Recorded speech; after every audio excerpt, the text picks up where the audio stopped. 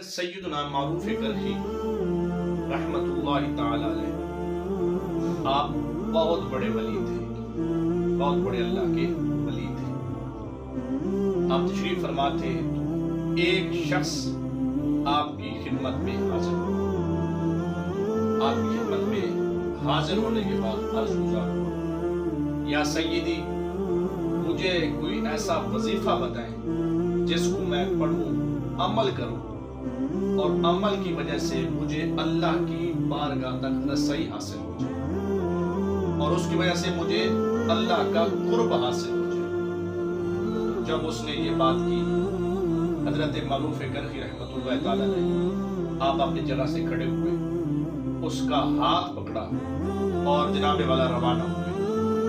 تو چلتے چلتے چلتے چلتے اس وقت کا جو بادشاہ تھا اس کی دربار میں جا پہنچے۔ جب اس کی دربار میں جا پہنچے تو آپ کا جناب والا نام تھا، دنیا آپ کو جانتی تھی۔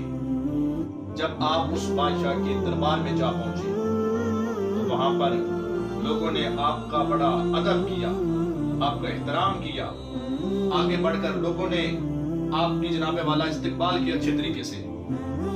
تو آپ جب پہنچے تو آپ اس شخص کو فرمانے لگے جس کو ساتھ لے گئے تھے، فرمایا دیکھو یہ بادشاہ کا دربار ہے اور یہ جناب والا خدام کھڑے ہیں، یہ بادشاہ کے چوکیدار کھڑے ہیں، پہرے دار کھڑے ہیں، ان کو دیکھو۔ تو اس شخص نے سب کو دیکھا۔ تو دیکھتے دیکھتے حضرت معروف کرخی رحمت اللہ تعالی علیہ آپ بھی دیکھ رہے ہیں، تو دیکھتے دیکھتے ایک چوکیدار ایسا کھڑا تھا جس کی ٹانگ ٹوٹی ہوئی تھی۔ آپ سنیں اس بات کو ذرا توجہ سے سنیں، اس کی ٹانگ ٹوٹی ہوئی تھی۔ حضرت معروف کرخی نے اس شخص کو کہا اس بندے کی طرح ہو جاؤ، اس بندے کی طرح جس کی ٹانگ ٹوٹی ہوئی ہے، تمہیں اللہ کا قرب حاصل ہو جائے، تمہیں اللہ کی بارگاہ تک رسائی حاصل ہو جائے۔ اللہ اکبر۔ اس نے کہا حضرت کو بات مجھے سمجھ نہیں آئی، اس کی طرح ہو جاؤں تو مجھے اللہ کا قرب حاصل ہو جائے گا، اللہ کی بارگاہ تک رسائی حاصل ہو جائے گی، کوئی بات مجھے سمجھ نہیں آئی۔ حضرت معروف کرخی رحمت اللہ تعالی علیہ فرمانے لگے اب دیکھو اس کی ٹانگ ٹوٹی ہوئی ہے، اس کو آرام کی ضرورت ہے، اس کو علاج کی ضرورت ہے، لیکن ٹانگ بھی ٹوٹی ہوئی ہے، اپنی ٹوٹی ہوئی ٹانگ کے ساتھ اپنے آقا کے دربار میں حاضر کھڑا ہے، اپنی ڈیوٹی کو مکمل کر رہا ہے۔ اب حالانکہ اس کو آرام کی ضرورت ہے، اس کو علاج کی ضرورت ہے، لیکن یہ اپنی ڈیوٹی پوری کر رہا ہے۔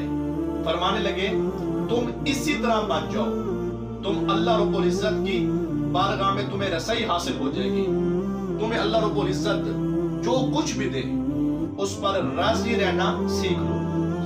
تو اللہ رب العزت نے اگر اولاد دی ہے تب بھی راضی رہو، اولاد نہیں دی تب بھی راضی رہو، اگر آپ کو بیٹے بیٹیاں دونوں دی ہیں تب بھی راضی رہو، دونوں نہیں دیے تب بھی راضی رہو، ہر حال میں اللہ رب العزت پر راضی رہو۔